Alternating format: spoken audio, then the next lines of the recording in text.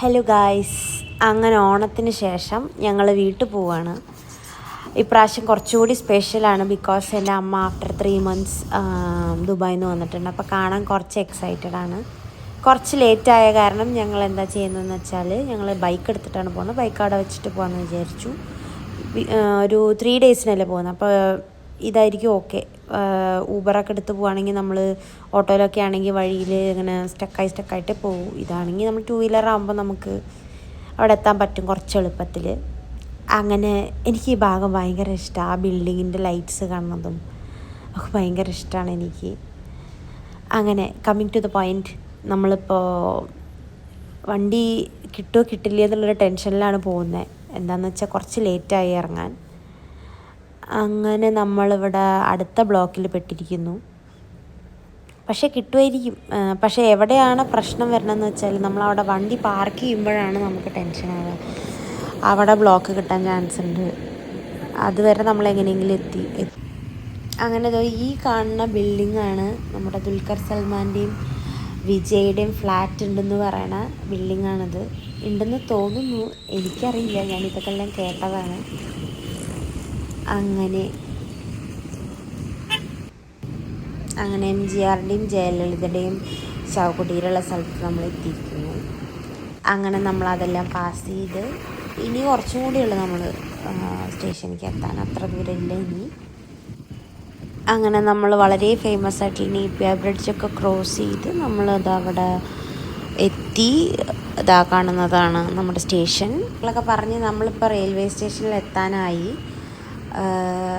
ഇതെന്താണെന്ന് വെച്ചാൽ യൂഷ്വലി ഞങ്ങൾ ഇവിടുന്ന് കട്ട് ചെയ്തിട്ട് പോവുക ചെയ്യാറ് ഓപ്പോസിറ്റ് സൈഡിലേക്ക്. പക്ഷേ ഇപ്പം അങ്ങനെ പറ്റില്ല, അപ്പുറത്ത് പോലീസ് നിൽക്കുന്നുണ്ട്. സോ നമ്മൾ ഒറിജിനൽ വഴി കൂടെ തന്നെ പോകണം. അത് കുറച്ച് റിസ്ക്കാണ്.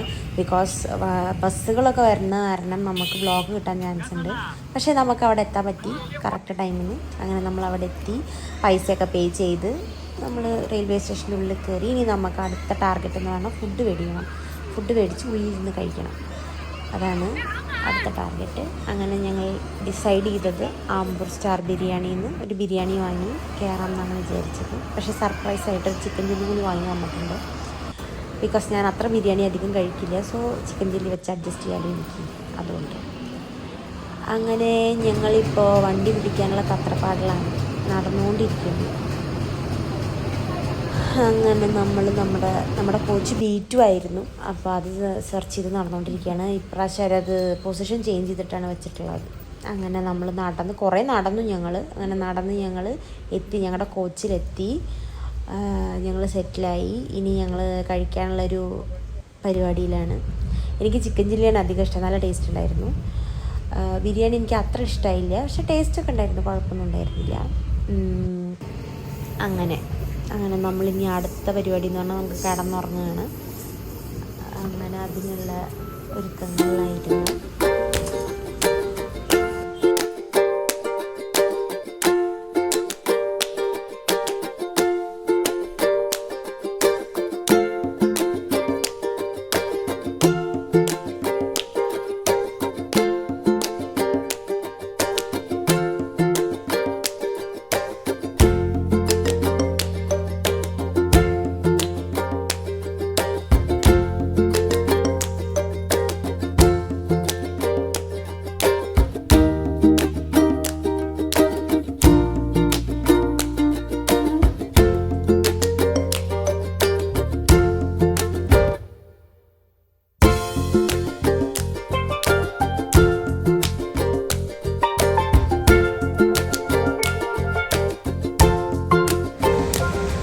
എനിക്ക് നല്ല ഉറക്കച്ചടപ്പുണ്ടായിരുന്നു ഇറങ്ങുമ്പോൾ.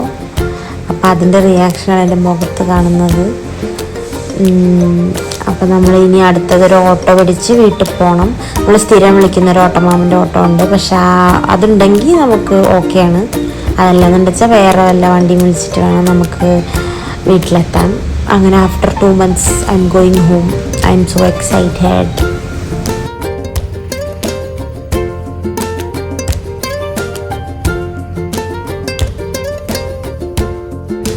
അങ്ങനെ ഫൈനലി ആഫ്റ്റർ 11 hours നമ്മൾ വീട്ടിലെത്തിയിരിക്കുന്നു.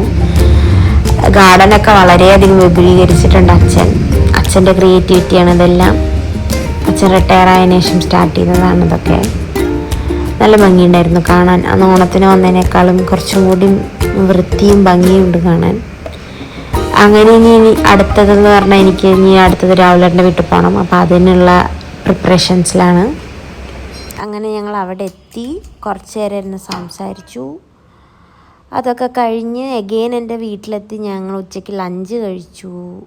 അപ്പോൾ അത്രയേ ഉള്ളൂ വീഡിയോ. ബായ്.